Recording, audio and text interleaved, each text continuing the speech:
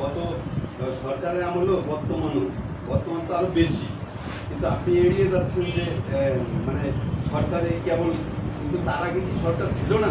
তার আগেও তো বিএনপি ছিল, কিন্তু আমরা কেন এরকম নির্যাতিত হচ্ছি এই ব্যাপারে একটু স্যার আমরা জানতে চাই যে আমাদের কি ধরনের প্রতিকার আছে, আমরা এর থেকে বেরোয় আসতে পারবো কিনা সাংবাদিকরা?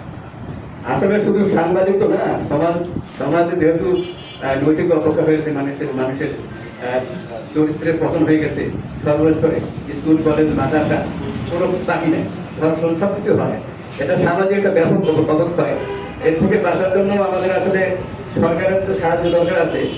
তো এইসব জিনিস সাংবাদিকদের উপর এই নির্যাতন বা এটা ওটা সবসময় হয়েছে।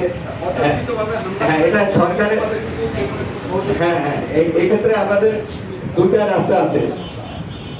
দুটা রাস্তা হচ্ছে, একটা হচ্ছে সরকারের কাছে আপনাদের জোরালো ভাবে জাতীয় ভাবে এটা করা, সরকারের চাপ সৃষ্টি করা বা সরকারকে এদিকে বেশি মনোযোগী হওয়ার জন্য। সরকার তো নির্দেশ দিচ্ছে না যেটা করো, তাই না? কিন্তু হয়ে যাচ্ছে। তো এটা আশা করি কমে যাবে। আমরা এই ব্যাপারে সাহায্য করতেছি, কাজ করতেছি। তো এখানে সরকারের কোনো নির্দেশনা নাই যে তোমরা এরকম করো, এটা আসলে হয়ে যায়, করে ফেলে। তো সরকারকে আপনারা এগুলো একটু জানান, আপনারা একটু বলেন যাতে আপনারা স্বাধীনভাবে কাজ করতে পারেন। আরেকটা বিষয় হচ্ছে যে আমি দেখেছি, আমি যখন সাংবাদিক ছিলাম ওই এরকম সমস্যা ভুগেছি। তথ্য অধিকার আইনের একটু ব্যবহার আপনারা করেন, এটার ব্যবহার করেন অনুসন্ধানী সাংবাদিকতার ক্ষেত্রে। আমি কয়েকজন সচিবকে কাজ করে তুলছিলাম এটার মাধ্যমে, সংস্থাপন সচিব, পিএসসি সচিব, রায় আমি পেয়েছি, ফাইন হয়েছে, শাস্তি হয়ে থেকে মাপদাপ চেয়ে বেঁচে গেছে।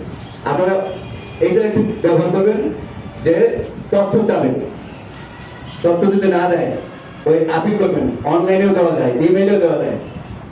তারপরে তথ্য কমিশনে যখন মামলা করবেন দেখবেন যে শাস্তি হবে, চাকরি চলে যাবে, অনেক কিছু হবে। এটারও কি ইউজ করেন আপনারা? এই যারা সাংবাদিকদেরকে ভালো চোখে দেখে না বা এদের সঙ্গে দুর্ব্যবহার করে, এদেরকে সাহায্য করার জন্য একমাত্র আইন বাংলাদেশ আছে, যারা জনগণ সরকারকে সাহায্য করতে পারে, প্রতিষ্ঠানকে সাহায্য করতে পারে, অফিসারকে সাহায্য করতে পারে। এটাও আপনারা করবেন, এটা আমার পরামর্শ। কারণ আমি তথ্য কমিশনের পিআর ছিলাম, প্রথম পিআর আমি ছিলাম 14